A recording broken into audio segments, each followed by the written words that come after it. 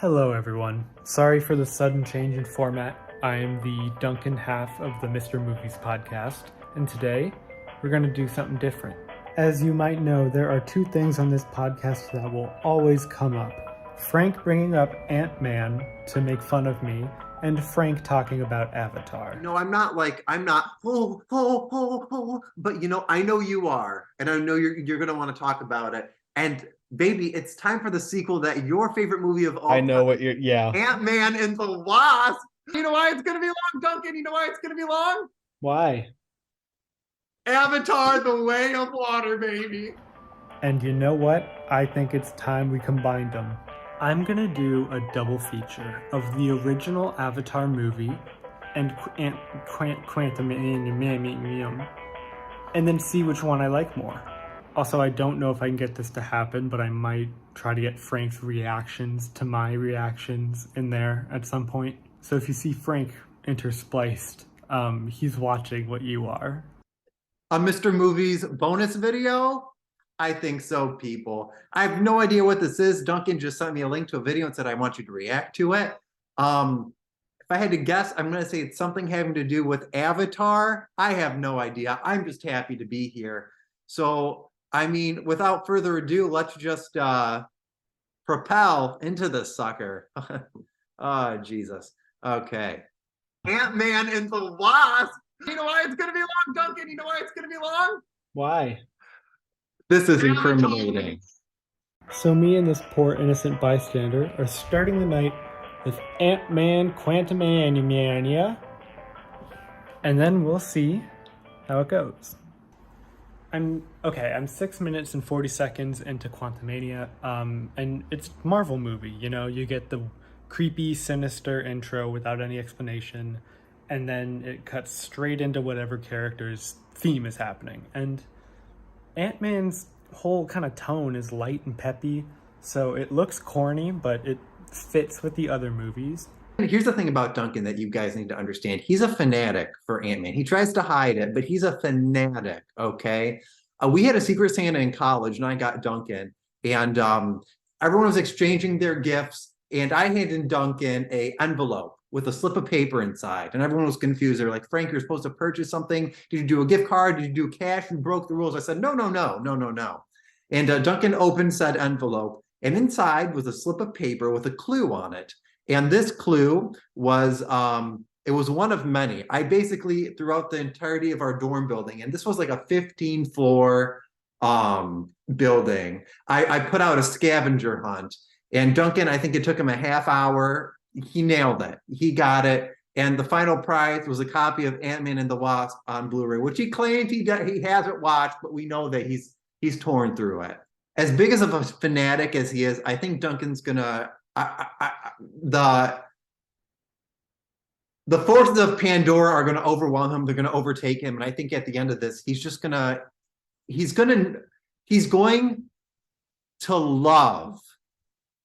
love Avatar. But we'll see what happens. I did not think they were going to bring up police raiding homeless encamptures and rent and trust funds. I don't even know how to scale that. It's a question mark from me. Okay, we are now getting through every Ant-Man movie's big thing now looks small, kind of a space scene, you know. Any kind of, I hate the quantum realm. I think Doctor Strange and all that was better. So if I remember correctly, this movie opens up with Michelle Pfeiffer, and it's her and Kang, and they're like all flirty. Oh, I can help you, blah, blah, blah. I don't remember this movie too well. The tone was kind of all over the place of the whole movie. It was silly, but then it was serious, and it was just trying too hard to set up other stuff. It was trying to be Star Wars, but you could tell they just shot on a green screen and decided what everything was going to look like later. It was just flat. It didn't look too good. We'll see what Duncan thinks. He's going to love it. I know he's going to love it. The CGI is not great. You can tell it was expensive, but Avatar's gonna win on that one, and I can already hear Frank talking to me about it. Yeah, baby, the Avatar CGI, and he hasn't even seen the Way of Water yet. So just you wait, Duncan. Just you wait. Because the CG in Avatar holds up. There's only one creature, I forget what they're called, the little dog-like creatures. Those are the only things that look wonky. Everything else looks phenomenal. And Way of Water just builds up on that so much, and it's so freaking great. And you can just tell James Cameron put his heart and soul into every frame. But that's enough on Avatar. Let's get back into Ant-Man. You and your aunts. They put Bill Murray in the movie. We have him down here. I don't know how to feel about that yet. Well, saw MODOK.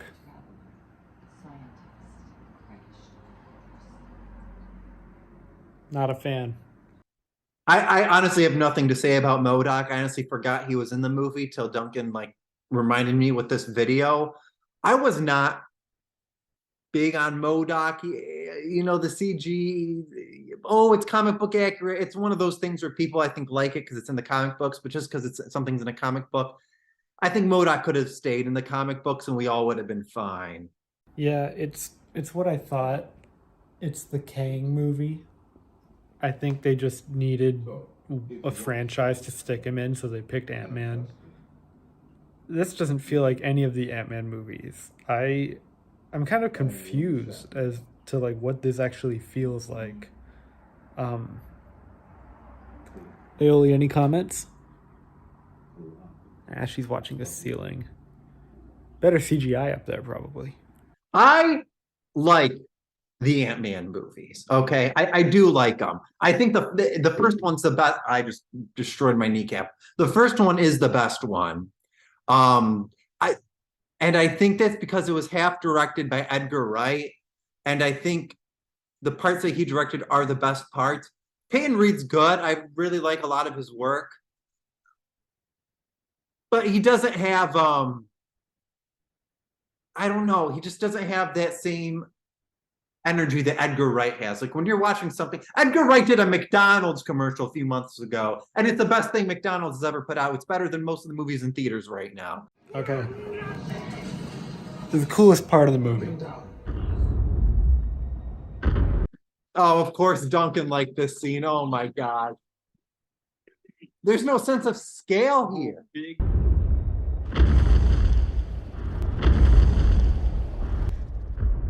Kang! You took my daughter! You lied to me! The whole big Ant-Man thing, Kang, we had a deal. It felt like Scott finally had a character arc. That wasn't revolving around his book.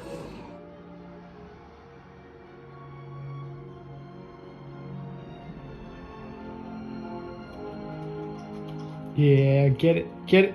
As far as the final act of Ant-Man goes, here's the thing about Kang in the MCU. They do a great job in this movie of establishing his presence, but this is now between the Loki TV series and this movie. This is the second time we've seen Kang, and we're supposed to build him up as this big threat, this big Thanos-level threat. But the issue is, this is the second time we've seen Kang. And this is the second time we've seen Kang die. Pretty easily. So where's the threat? That there's a lot of him? Because that doesn't really mean anything. We're able to mow through these guys, and this was apparently the worst of the worst Kang. And Ant-Man defeats him pretty easily. So it's just hard to see where you take the franchise from now, where there's still stakes in the story, but I think they can still pull it off and do it. Well, here we are at the end credits of the movie. Would I say I liked it? It's one of those middle tier Marvel movies, you know? It's like something happened. There's a story in there. I don't feel changed after watching it. It definitely did not feel like an Ant-Man movie. I think that's the part that I'm bitter about. They could have put this in the whole space rebellion weird people thing that Marvel does. That would have been better in Guardians of the Galaxy, or maybe even in a Thor movie or a Doctor Strange movie. I don't know why it had to be Ant-Man. Why couldn't they have given something good and easy to Ant-Man?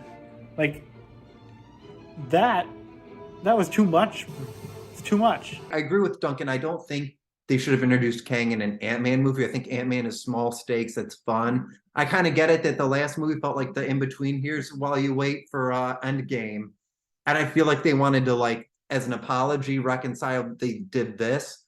But again, it doesn't exactly work. I think Ant-Man's a fun heist franchise. Every Marvel movie should feel like its own thing. Guardians should be sci-fi. Thor should be this big, like, Shakespearean tale. And I feel like Ant-Man was the heist. Those were the heist movies. They were fun. And you could have done something that tied into the bigger story. I think you open the first scene we should have ever seen with Kang is him destroying a variant of Thanos, because that establishes the threat right there. That says, oh, you know that guy that we worked so hard to defeat and we just barely did it? Well, this guy defeats him like cake. That's a great way to establish the character, but they still have time to do it. We'll see. The graphics were, I'll say this, it was so bad the whole time that by the end it looked normal, like I had adjusted to it, which is not a compliment. If we touch them, they will keep everything. Wait, that... How many did you call? Marvel obviously needed to stuff Kang into the timeline somewhere, but I feel like they kind of shoved it in an Ant-Man movie, and I didn't like that. But having him take his first L from Ant-Man, I think kind of diminishes whatever we think he can do. And based on the post-credits scene, I think like they have to fight all the Kangs. I can barely keep up with this shit anymore, man. Remember Iron Man when he just fought like a bigger version of himself? I missed that. This is a weird Marvel trilogy where I can look back at all of them and there's this thematic through line throughout, but the Ant-Man movies are the only ones that really don't have that. It's kind of just whatever the bigger story needs to be, we're going to serve it for that purpose. The first one's the only one that really focuses on character. The other ones are just like filler and setup, which stinks. But I don't know. I really liked Ant-Man in Endgame. I think that was my favorite scene, is when he goes and finds Cassie and she's older. I mean, this movie doesn't have any of that emotion for a second, which stinks. I maintain that the Ant-Man movies have the most heart in them because they are about someone who cares so much about the people around him, and he can get small. Who cares? It's a very family-motivated whatever. I like the Ant-Man franchise. Trilogy-wise, I think the Ant-Mans are incomprehensible, really, because of this. 1, 2, QUANTUMANIA. And now that I think about it, I think the Wasp was also totally underutilized in this. The script just left her out. She was just there to react to things or to have dialogue spoken to her until it came to the heist where she helps Scott, and then the final fight where she helps Scott. And I think the relationship between those two didn't grow or change since the second one. Am I reading too much into this? It's Ant-Man. They did to the Wasp in this movie what they did to Evangeline Lilly's hair. They just took everything great about it and just destroyed it. They tried something new, which I can appreciate it, but I think now it's time to go back to basics. Well, Frank, if we are doing the reaction thing where we're cutting between us, you win, buddy. Ant-Man 3 was not as good as Ant-Man 2, in my eyes. That's the new thing you get to lord over me. Damn it. In the terms of like a roller coaster, I enjoyed this. So overall, you know, this would get somewhere between like a C- and a C+. And if I'm really, really, really feeling it, B-. But this felt like it didn't need to happen. It should have been a Doctor Strange movie. It should have been a Doctor Strange movie. Personal rating of the movie, I'm never going to watch it again. I'm not going to give it a grade, but I feel like that just speaks for itself. I mean, I don't have much to say about this movie. I'm sure when it's Avatar time, I mean, I'm going to paint myself blue. Well, the credits are done, which means we have finished our first movie in this duology. Oh, hold on. It's a trailer for Loki 2?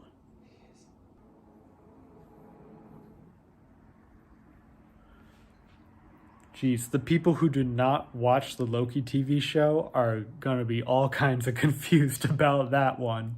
As I was saying, well, that's one movie down, which means that the double feature will have to continue on to Avatar. Not tonight, though, because I'm sleepy.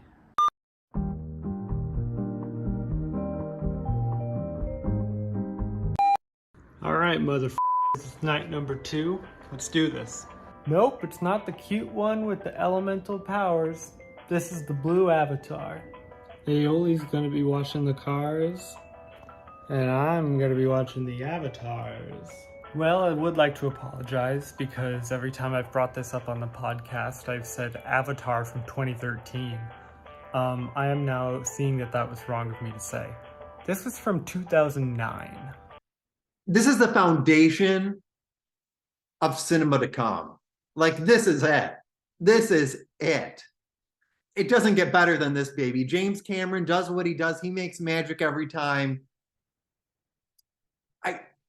Ant-Man is the hair in the ice cream sundae, and this is the filet mignon that the restaurant gave you because they felt bad about it. All right, well, let's read the tagline. A man embarks on an adventure to an exotic world that he learns to call home and fights to protect. Is that just the whole character arc that Jake goes through? Were they so vague that they Oh my God. broke Can you down stop his trashing entire the meaning? tagline? Okay. Oh, I think Ant-Man and the Wasp is the best movie ever. You know, he still hasn't denied that in this video, okay? And he's still, this is what bothers me. He's still crapping on Avatar. Well, can't put it off any longer. Let's watch Avatar. Well, we're at the beginning of the movie in the whole introduction and hero monologue part. It's surprisingly very succinct. He doesn't emote very much in his narration, and it's interesting what it gives the movie. Okay, we're at the other Avatar part of the movie. The CGI is beautiful. Oh, it's great. Especially for 2013.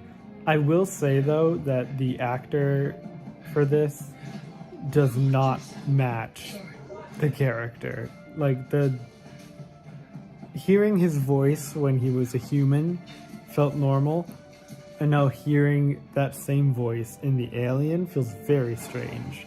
I think they should have changed the voice. I get why they didn't, and it would be really hard to pull off. But it just looks kind of weird, and it feels almost Disney Channel. Duncan. Sam Worthington's performance as Jake Sully is phenomenal. The fact that this man makes these Avatar movies and then the next week he's in like a Walmart movie that comes out in the $5 bin. Now you might use that as ammo against me, say, so he's not a good actor. No, that's range. That is range, my friend. Okay. I will not be here for the slander. Okay. This is definitely more of a relic of its time.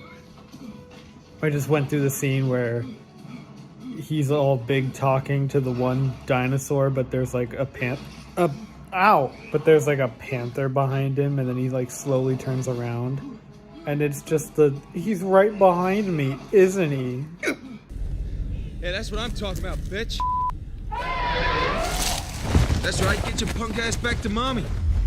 He's right behind me, isn't he? And again, I'm invested in the story. I like the world building. I don't like the characters. And I don't like that it was made in 2009. Okay, so Duncan has a question for me. He asked, what if Avatar 2009 was written today and the genre's lazy tropes weren't as present? Does Way of Water get affected too? Duncan. Here's the thing about tropes. They're not bad if they're done well, and James Cameron does them perfectly. There's tropes in Way of Water. Way of Water is tropey as hell. You got to remember too, the script was written in the 90s. So you're watching a 90s movie that came out in 2009, okay? And Avatar: The Way of Water, that's a 2000s movie because it was written in the 2000s. That's coming out in 2020s. So they're like time capsules, which is fantastic. They're callbacks, and I love them. Avatar 3 is going to be a modern day movie probably. And that excites me as a fan. That gets me razzle dazzled, baby.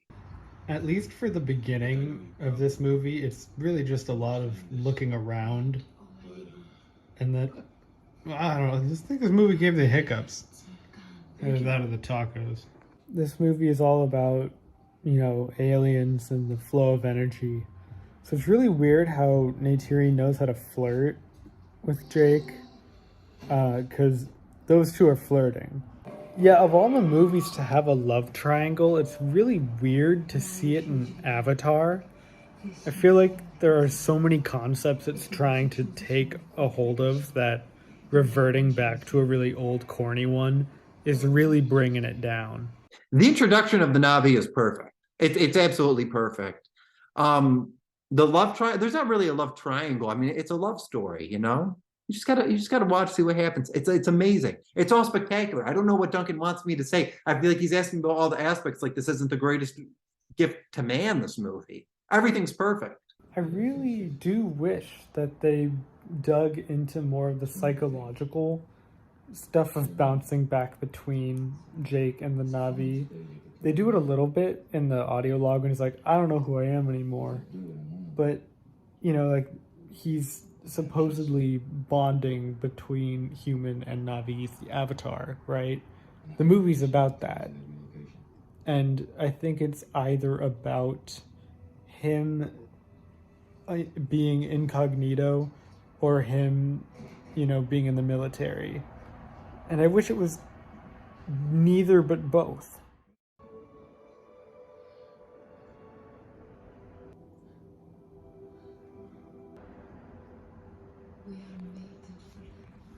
I remember seeing that in the theater and knowing that it was sex, but I still didn't feel anything. So I was like, why aren't I feeling anything? And now I can recognize now that it's because it's a 3D monster mess. Me when I have to get up in the morning, am I right, fellas? Me when your girlfriend's... Uh-oh. You gotta hand it to James Cameron. He made a movie about colonization where a white man is the hero. That's hard to do. That all gets addressed in Way of Water, I think so, and it gets addressed pretty well. But Duncan, you're just gonna have to wait. No, not the blue people. Oh look, it's Avatar 3, The Way of Fire. Both Avatar and Quantumania kind of suffer from the same issue where they really want you to care about characters dying when those characters haven't really impacted the story or said any lines of dialogue.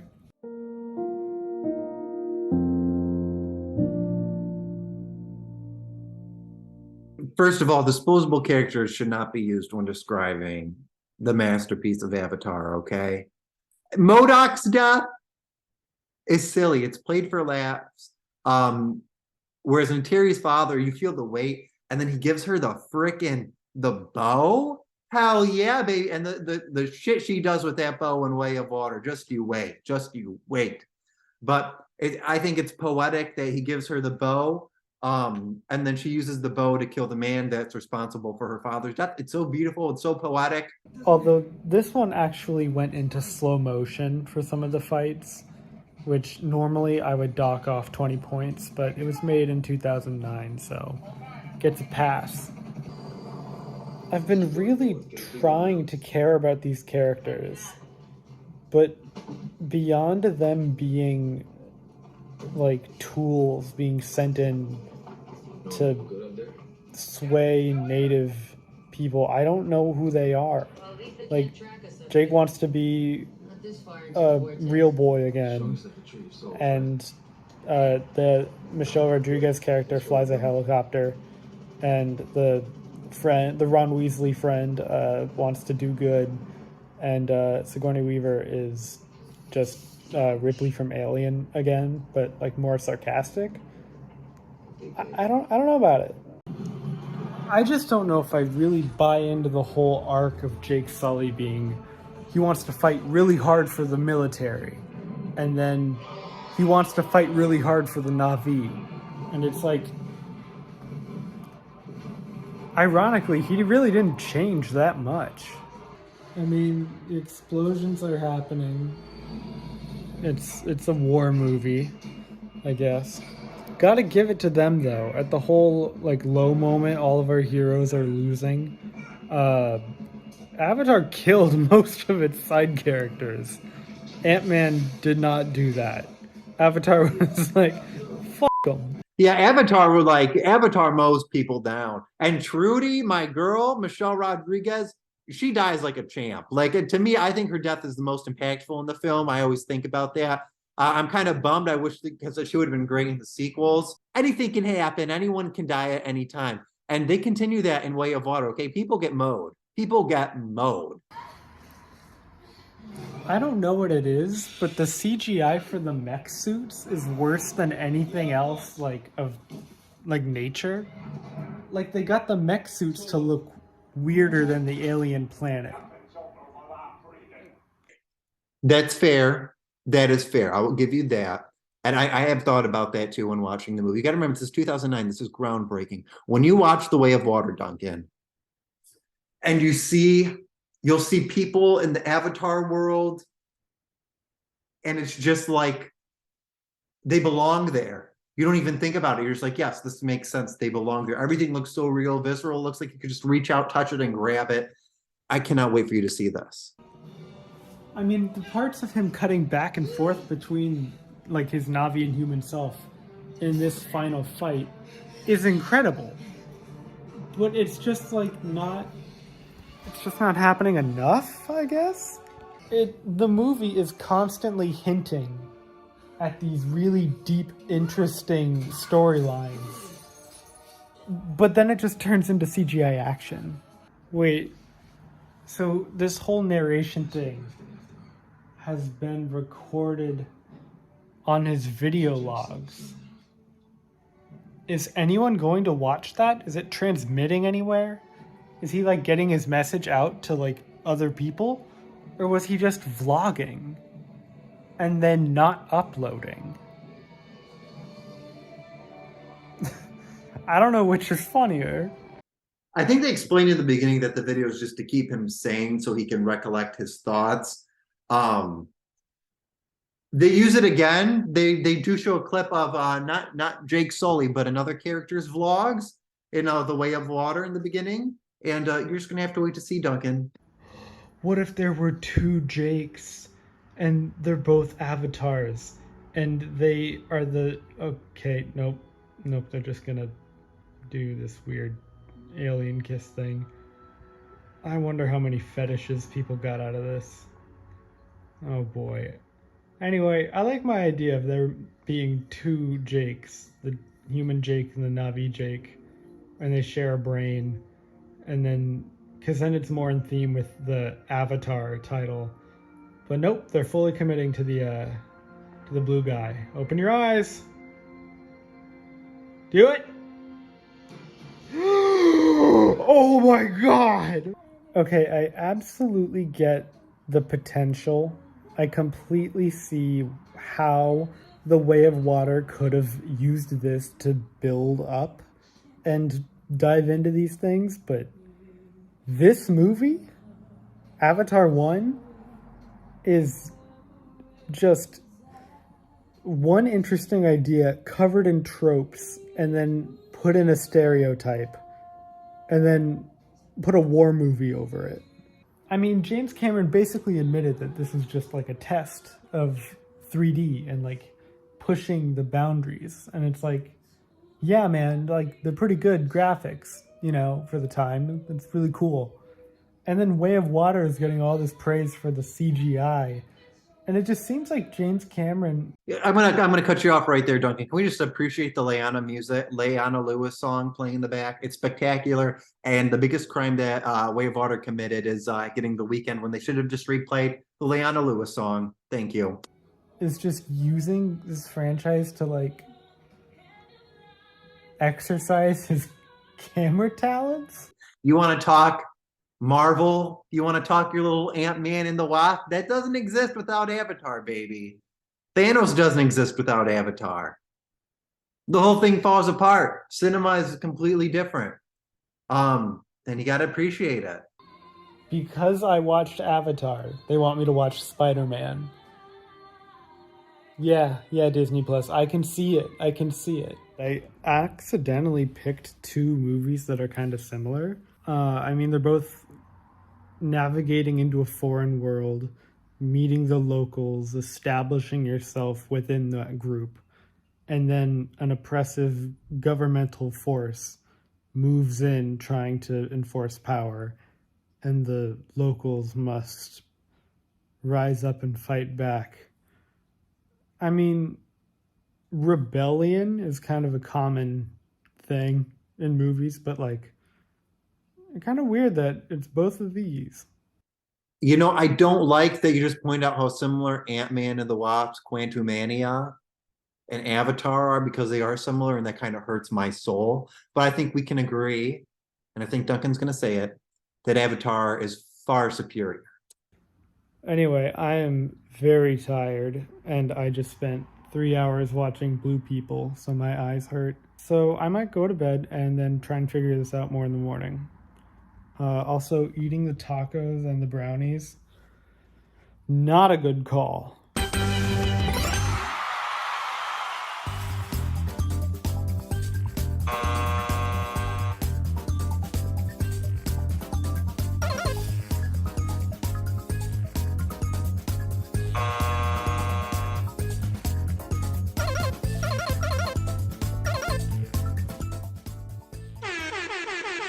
Yeah, baby!